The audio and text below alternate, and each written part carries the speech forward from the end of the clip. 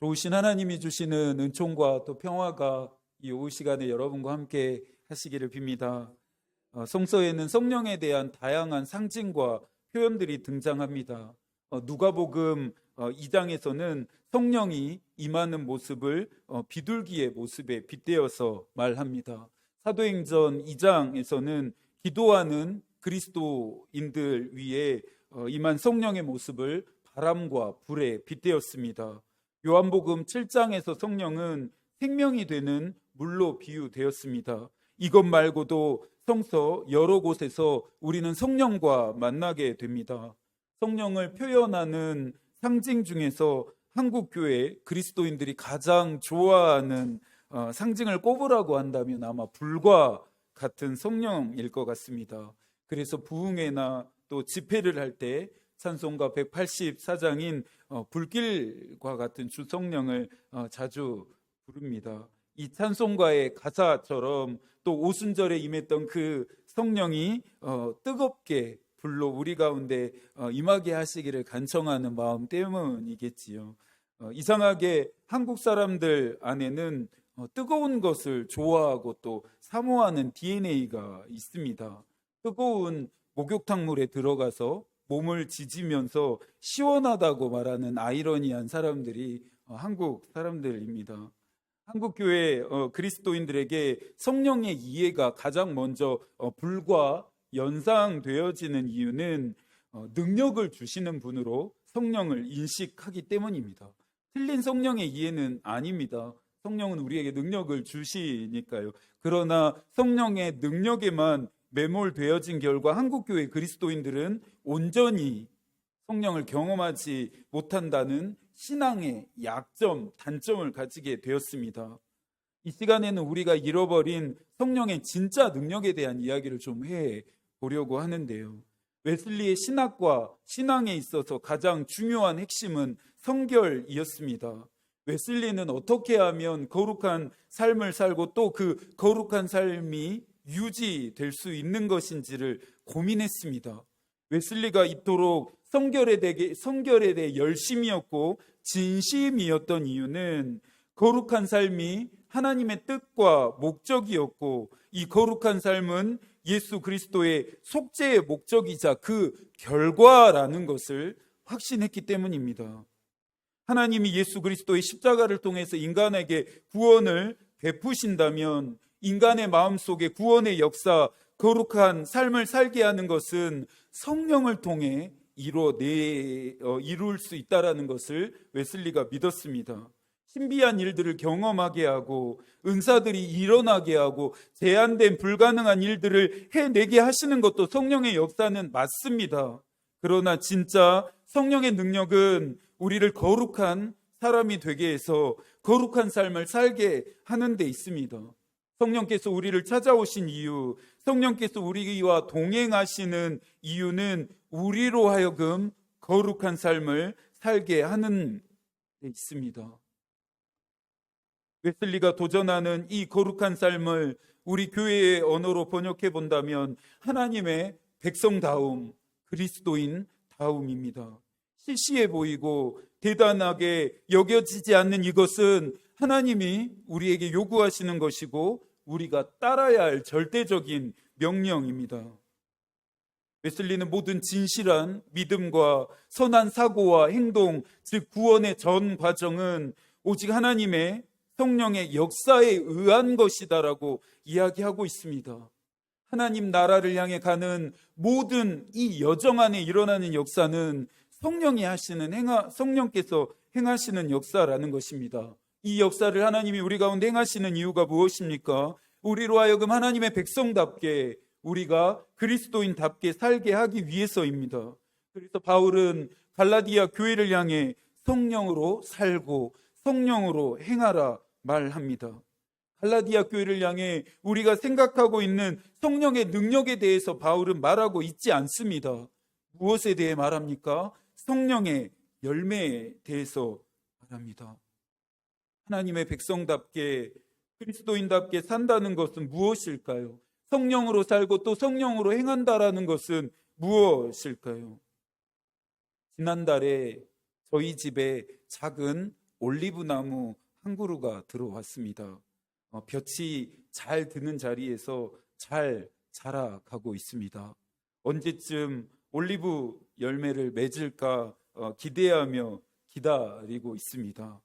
하나님이 저와 여러분을 이 땅에 하나님의 백성으로 심으셨고 그리스도인으로 심으셨으니 때가 되면 우리가 해야 할 일이 있습니다. 열매를 맺어야 합니다. 올리브 나무가 당연히 올리브 열매를 맺듯이 성령으로 살고 있고 성령으로 행하고 있다면 성령의 열매를 반드시 맺어야 합니다. 바울은 이 열매를 9가지로 설명하는데요. 22절과 23절입니다. 함께 읽어볼까요?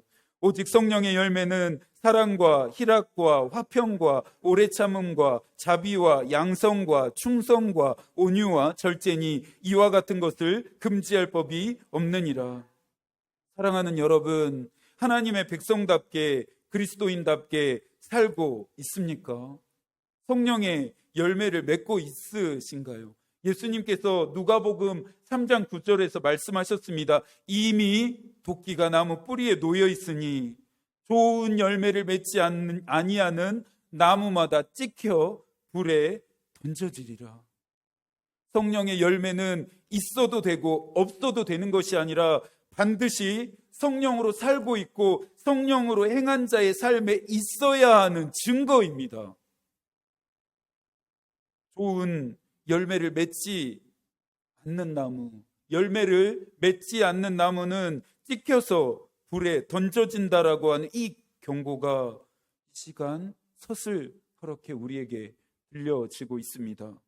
바울이 첫 번째로 말하는 성령의 열매는 사랑입니다.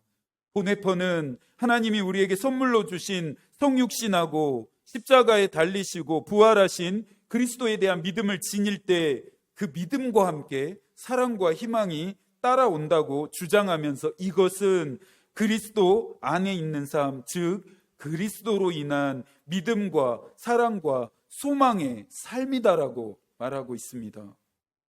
사랑을 빼놓고 기독교를 논할 수는 없습니다. 기독교를 한마디로 정의하는 말이 사랑입니다. 이 사랑에 대해 우리에게 말해주는 것이 성서이고 이 사랑을 알게 해주신 분이 예수 그리스도이고 이 사랑을 믿게 해주는 것이 성령의 역할입니다.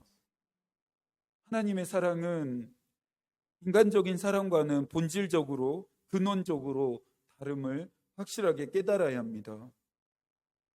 인간의 사랑은 감정과 상황과 조건에 의해 얼마든지 변질될 수 있습니다. 인스턴트 식품처럼 그 유통기간이 굉장히 짧습니다. 그런데 하나님의 사랑은 다릅니다. 그분의 인자하심은 영원합니다. 우리를 향한 그 사랑은 어떠한 상황에서도 심지어 우리가 죄를 짓는 상황에서도 달라지지 않습니다. 변하지 않습니다. 그분이 그 사랑을 거두지 않습니다. 우리를 사랑하기로 작정하신 것이 하나님이시기 때문이죠. 하나님은 말로만 세상과 인간을 사랑하지 않으셨습니다. 열매로 그 사랑을 증명하셨습니다. 십자가입니다.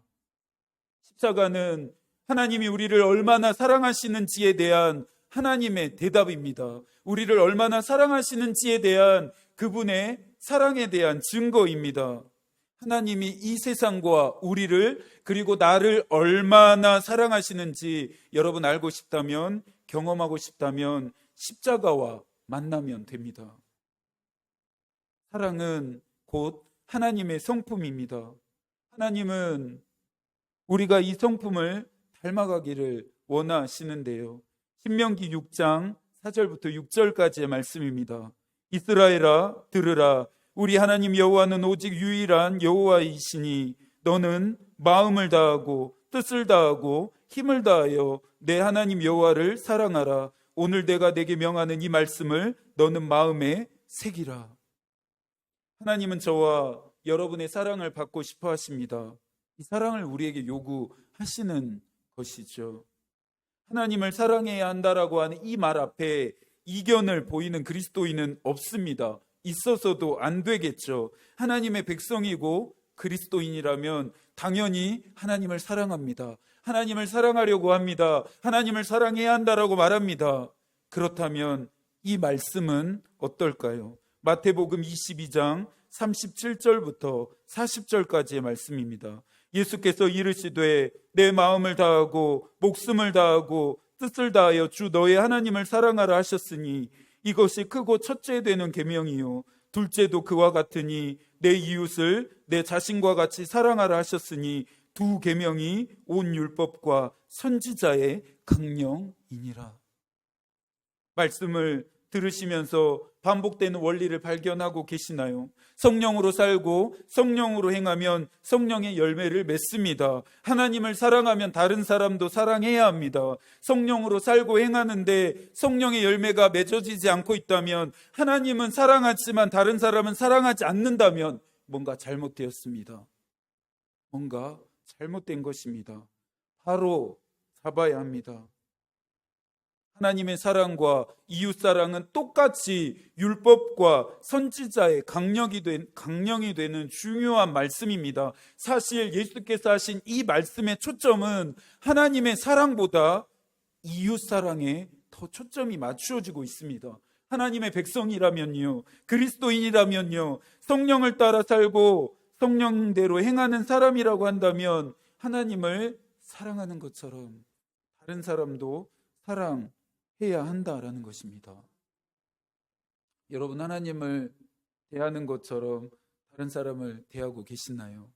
우상 숭배를 말하는 것이 아닙니다. 하나님을 대하는 것처럼 다른 사람, 다른 지체, 다른 교우들을 귀하게 대하시냐는 말입니다. 여러분 자신을 사랑하는 것처럼 남도 그렇게 사랑하고 있으신가요? 한국교회의 성령의 열매인 이 사랑이 사라진 순간부터 한국교회는 빠르게 사막화가 되어져 가고 있습니다. 메마르고 건조해져 가고 있습니다. 이 사랑을 잃었으니 한국교회는 전부를 잃은 것과도 같습니다. 우리 교회는 다를까요? 우리라고 해서 다르다고 할 수 있을까요? 수요일 저녁 예배 시간에는 요한복음 강해가 진행되고 있습니다. 예수께서 죽으실 때를 앞두고 제자들에게 주신 권면과 가르침은 다른 것이 아니었습니다. 너희들이 서로 사랑하라, 서로 사랑해라 였습니다. 하나님이 말씀하신 대로 다른 사람을 사랑하는 삶을 사는 것이 많은 은사와 능력을 가진 것보다, 많은 영적인 체험을 하는 것보다 훨씬 더 하나님을 기쁘시게 하는 일입니다. 우리가 정작 초점을 맞추어야 하는 것은 성령의 능력이 아니라 성령으로 말미암아 살게 되는 거룩한 삶입니다. 성령의 열매인 이 사랑에 대해 말하면서 한 가지 더 언급하고 싶은 말씀이 있는데요. 야고보서 2장 4절입니다. 너희끼리 서로 차별하며 악한 생각으로 판단하는 자가 되는 것이 아니냐. 장두롬이라는 사자성어가 있습니다.